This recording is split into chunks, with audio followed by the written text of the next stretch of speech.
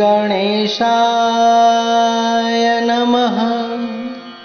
बोलिए श्री गुरुदेव भगवान की जय। बोलिए श्री उमापति महादेव की जय। श्रावण मास महात्म व्रत कथा 20वां अध्याय। भगवान बोले, हे सनत कुमार, अब मैं आपके सामने त्रयोदशी तिथि का कृत्य कहता हूँ। इस दिन 16 उपचारों से कामदेव जी का पूजन करना चाहिए।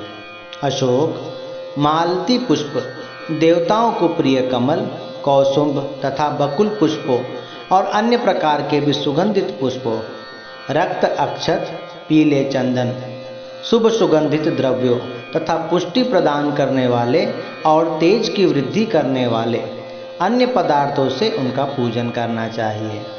नैवेद्य और मुख के लिए रोचक तांबुल अर्पित करना चाहिए। तांबुल यानी पान में चिकनी उत्तम सुपारी, खैर, चूना, जावित्री, जायफल, लवंग, इलायची, नारिकेल बीज के छोटे छोटे टुकड़े, सोने तथा चांदी के पात्र, कपूर और केसर, इन पदार्थों को मिलाना चाहिए। मगध देश में उत्पन्न होने वाले श्वेत वर्ण पके हुए पुराने दृढ़ तथा रसमय तांबुल सम्रासुर के शत्रु कामदेव जी को प्रसन्नता के लिए उन्हें अर्पित करना चाहिए। उसके बाद मोम से बनाई गई बत्तियों से श्री कामदेव जी का निराजन करें और पुनः पुष्पांजलि प्रदान करें। इसके बाद उनके नामों से प्रार्थना करें, जो इस प्रकार से हैं। समस्त उपमानों में सुंदर तथा भगवान का पुत्र प्रद्युमन, मीन केतन, कंदर्प, अनंग, मनमथ, मार, कामात्म संभूत, झष केतु और मनोभव, कस्तूरी से सुशोभित, जिनका वक्षस्थल आलिंगन के चिन्हों से अलंकृत है। हे पुष्प धनवन, हे सम्रासुर के शत्रु, हे कुसुमेश, हे रतिपति, हे मकरध्वज, हे पंचेश, हे मदन, हे समर, हे सुंदर, देवताओं की सिद्धि के लिए आप शिव जी के द्वारा दग्ध हो गए। उसी कार्य से आप परोपकार की मर्यादा कहे जाते हैं। आपके दिग्विजय करने में वसंत की सहायता निमित्त मात्र है। इंद्र दिन रात आपका मनोरंजन करने में लगे रहते हैं, क्योंकि अपने पद से च्युत होने की शंका में वे तपस्वियों से सदा भयभीत रहते हैं। आपके अतिरिक्त दृढ़ मन वाला कौन है जो शिव जी से विरोध कर सकता है? परम ब्रह्मानंद के समान आनंद देने वाला आपके अतिरिक्त दूसरा कौन है? तथा मोह माया की सेनाओं में आपके समान तेजस्वी कौन है? अनिरुद्ध के स्वामी और मलय गिरी पर उत्पन्न चंदन तथा अगर से सुवासित विग्रह वाले जो देवेश कृष्ण पुत्र है, वह आप ही हैं। हे शरतकालीन चंद्रमा के उत्तम मित्र, हे जगत की सृष्टि के कारण, जगत पर विजय के समय दक्षिण दिशा तथा पवन देव आपके सहायक थे।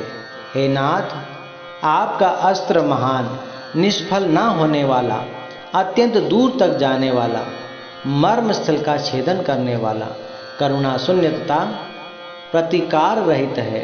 सुना गया है कि वह अत्यंत कोमल होते हुए भी महान क्षोभ करने वाला और अपने तुल्य पदार्थ को भी दर्शन मात्र से ही क्षुभित करने वाला है।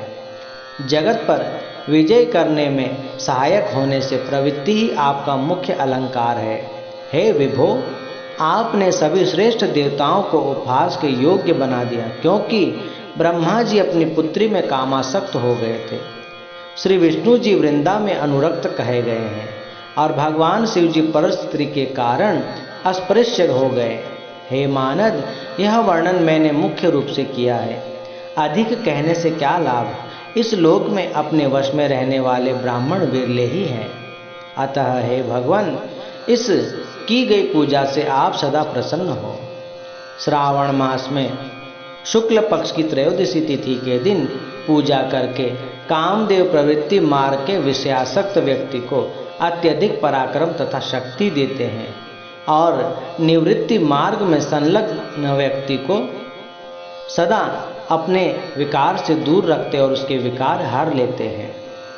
श्रावण मास में शुक्ल पक्ष की त्रयोदशी तिथि में अपनी पूजा के द्वारा संतुष्ट होकर ये कामदेव जी सकाम पुरुष को अनेक प्रकार के अलंकारों से भूषित तथा मनोरम स्त्रियां प्रदान करते हैं और दीर्घजीवी गुणों से संपन्न सुख देने वाले तथा श्रेष्ठ वंश परंपरा वाले अनेक पुत्र दान करते हैं। हे मानद, त्रयोदशी तिथि का जो शुभ कृत्य है उसे मैंने आपसे कह दिया। अब चतुर्दशी तिथि में जो करना चाहिए उसे आप सुनिए। अष्टमी तिथि को जो देवी का पवित्रारोपण करने का जो व्रत मैंने आपसे कहा है वह यदि उस दिन न किया गया हो तो चतुर्दशी के दिन पवित्रक धारण कराएं। चतुर्दशी तिथि को त्रिनेत्र भगवान शिव जी को पवित्रक अर्पण करना चाहिए। इसमें पवित्रक धारण कराने की विधि देवी तथा विष्णु जी की पवित्रक विधि के समान ही है, केवल प्रार्थना तथा नाम आदि में अंतर कर लेना चाहिए। शैव, आगम तथा जाबाल आदि ग्रंथों में इसकी जो विधि कही गई है उसे मैंने आपसे कहा है।